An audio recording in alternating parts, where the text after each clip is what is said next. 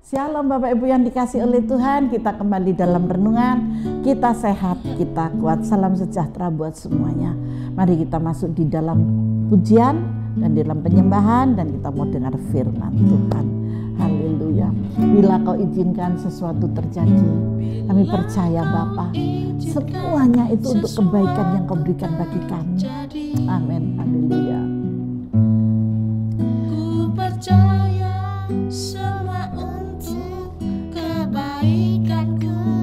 Ya Tuhan. Bila nanti telah tiba waktumu, ku percaya kuasa-Mu memulihkan hidupku. Amin. Amin. Bila kau izinkan sesuatu terjadi, ku percaya semua untuk kebaikanku. Amin. Bila nanti telah tiba waktumu, ku percaya kuasa-Mu memulihkan hidupku. Amin. Waktu Tuhan pasti yang terbaik. Kami percaya Tuhan bahwa waktu-Mu adalah yang terbaik buat kami. Mudah dimengerti. Amin. Lewati cobaan, ku tetap percaya waktu Tuhan pasti yang terbaik. Amin. Amin. Kami percaya Bapa, kami percaya. Bila kau izinkan sesuatu terjadi, ku percaya semua untuk kebaikanku. Amin. Bila nanti telah tiba waktumu, ku percaya kuasa-Mu memulihkan hidupku. Waktu Tuhan pasti yang terbaik, walau kadang tak mudah dimengerti. Lewati cobaan, ku tetap percaya waktu Tuhan pasti yang terbaik. Waktu Tuhan pasti yang terbaik, walau kadang tak mudah dimengerti. Lewati cobaan, ku tetap percaya waktu Tuhan pasti yang terbaik. Amin. Haleluya. Lewati cobaan, ku tetap percaya waktu Tuhan pasti yang terbaik. Lewati cobaan, ku tetap percaya waktu Tuhan pasti yang terbaik. Berikan kemuliaan bagi Tuhan. Haleluya. Mari kita menyembah Dia. Haleluya. Bapa, terima kasih waktu-Mu yang terbaik buat kami. Kami percaya waktu Tuhan, waktu yang terbaik. Waktu Tuhan, waktu yang terindah. Kami percaya, kami percaya, kami percaya waktu Tuhan, waktu yang terbaik. Kami percaya, kami percaya, kami percaya Tuhan, waktu-Mu yang terbaik. Haleluya, haleluya.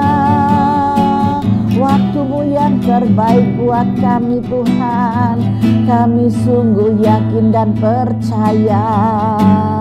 Haleluya, haleluya. Waktumu yang terbaik bagiku.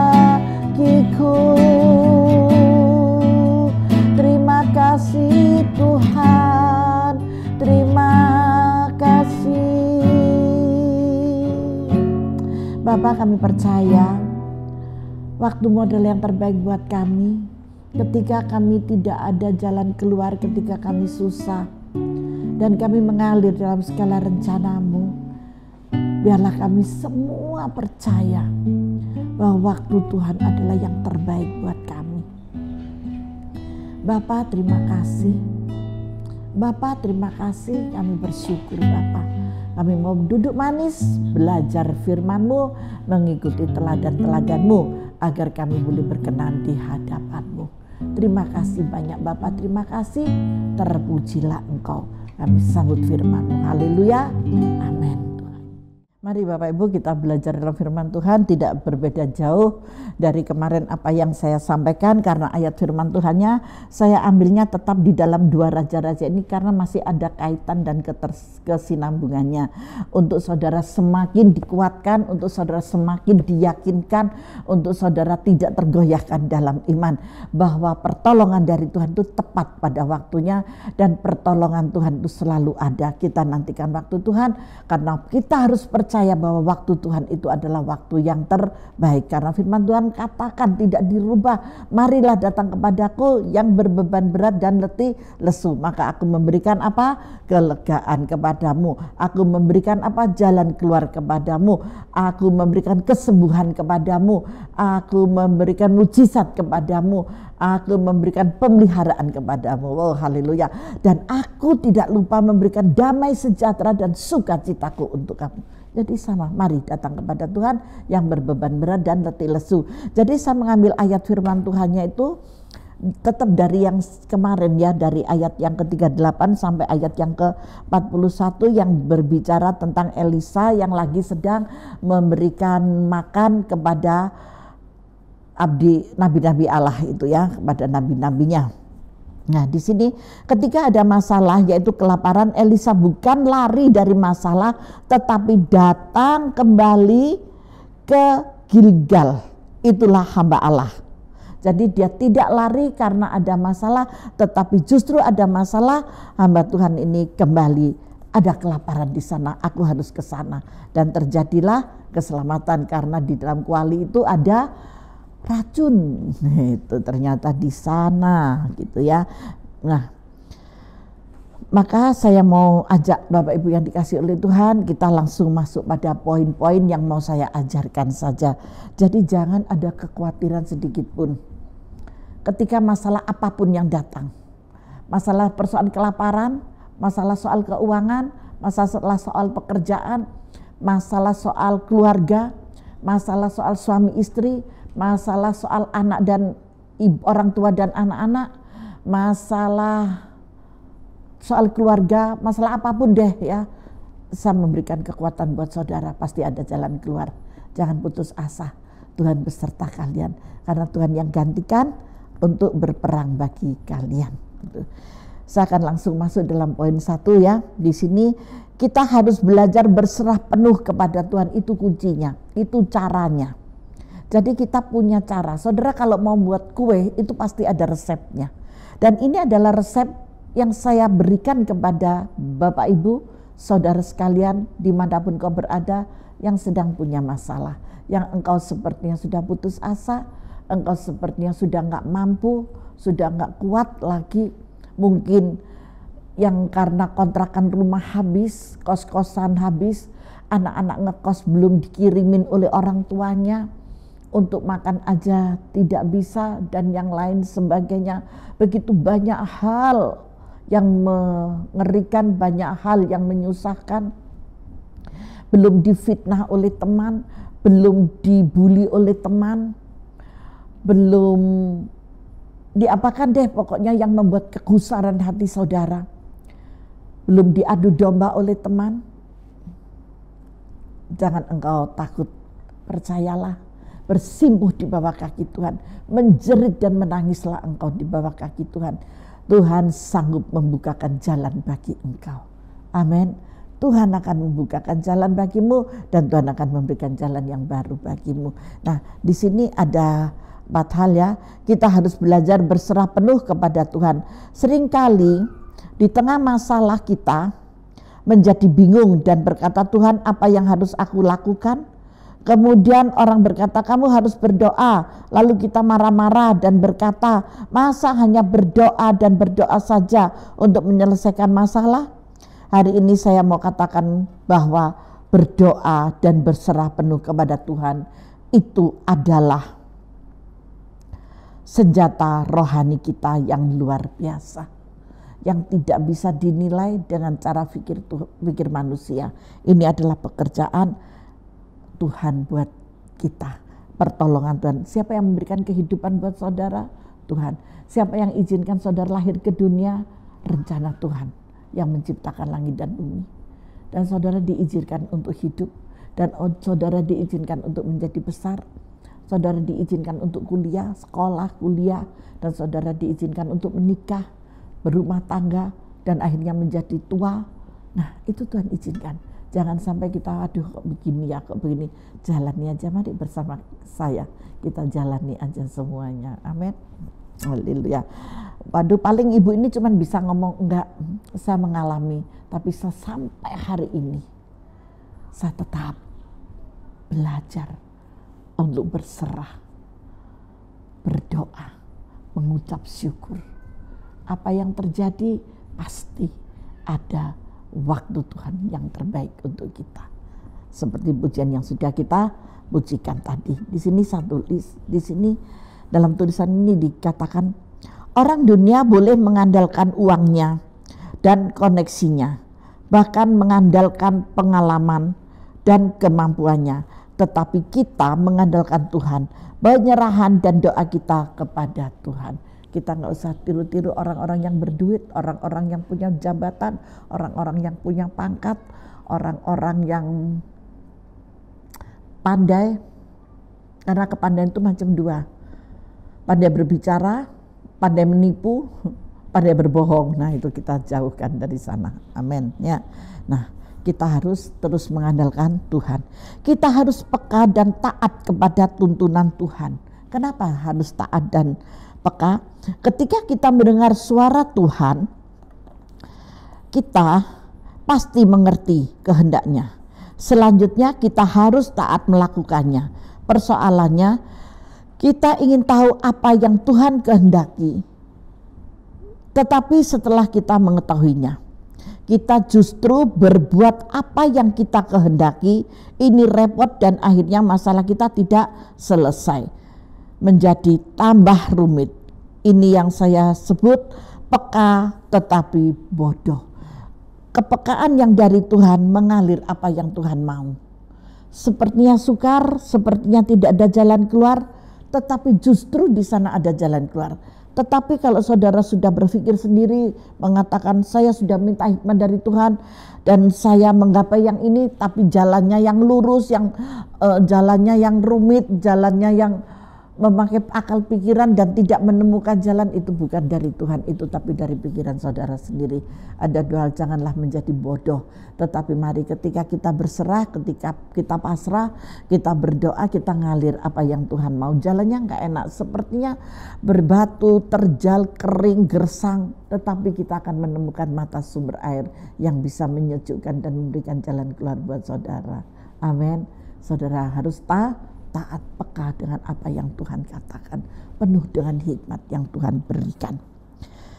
Kita harus memiliki hati yang takut kepada Tuhan, karena permulaan hikmat adalah takut akan Tuhan. Ini penting sekali. Hati kita harus benar-benar takut pada Tuhan. Jadi bukan karena disuruh hamba Tuhan, disuruh pendeta, bukan. Tetapi kita harus benar-benar memiliki roh yang takut akan Tuhan. Tuhan akan melihat apa yang aku perbuat. Tuhan akan tahu apa yang aku perkatakan. Tuhan mengerti apa yang aku pikirkan.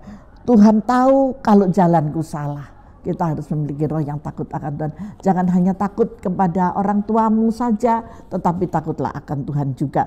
Ketika saudara takut akan Tuhan, saya yakin orang tuamu tidak akan kau tipu. Takutlah dengan suami atau istrimu ketika engkau ada dipercaya bekerja di luar kota. Takutlah akan Tuhan. Maka ketika engkau takut akan Tuhan, engkau akan menghormati tata tertib yang ada dalam firman Tuhan ini. Kau akan menghormati istrimu, istri akan menghormati suaminya ketika masing-masing bekerja. Itu yang menjadi patokan utama. Kita saling menghargai dan saling menghormati. Dalam prakteknya kita tidak main-main, kita tidak akan sembarangan dalam hidup ini gitu ya. Kita hanya mau melakukan apa yang berkenan dan menyenangkan hati Tuhan, itu saja. Itu yang ada di konsep saudara. Ketika kita memiliki hati yang takut pada Tuhan, maka tentu saudara takut untuk berbuat dosa dan selalu ingin dekat dengan Tuhan. Aku nggak mau ke kanan, nggak mau ke kiri, nggak mau meminta pertolongan kemana-mana, tapi aku mau datang dalam bait kudusnya. Tidak hanya itu saja, saudara selalu mengerti setiap rencana dan jalan-jalan Tuhan dalam hidup ini. Amin, haleluya. Kita harus memiliki kualitas hidup yang melekat kepada Tuhan. Itu kualitas hidup yang melekat kepada Tuhan. Dikit-dikit tanya Tuhan, dikit-dikit tanya Tuhan, dikit-dikit tanya Tuhan, malu aku. Jangan malu kepada Tuhan. Malulah kepada dirimu sendiri kalau engkau tidak bisa melakukan hal ini.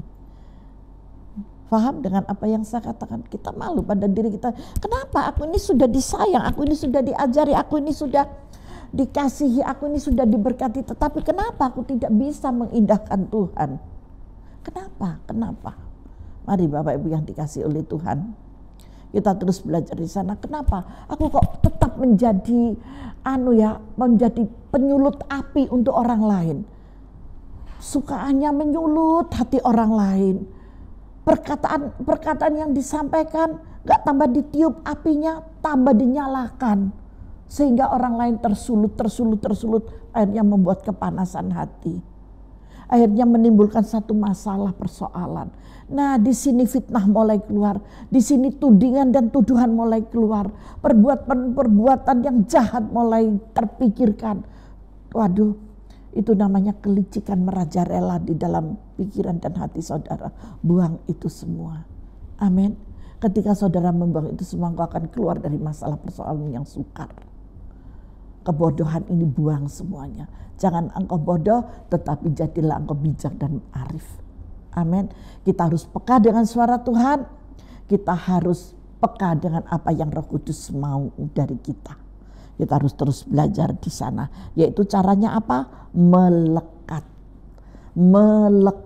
Melekat kepada siapa? Kepada Tuhan Yesus Kristus yang mendatang sebagai Raja Damai dan memberikan shalom bagimu, Emmanuel beserta kita. Kita harus ada di sana. Seperti pohon anggur yang melekat pada pokoknya, demikian juga kita harus melekat kepada pokoknya, yaitu Yesus Kristus Tuhan. Jangan melekat kepada yang lain.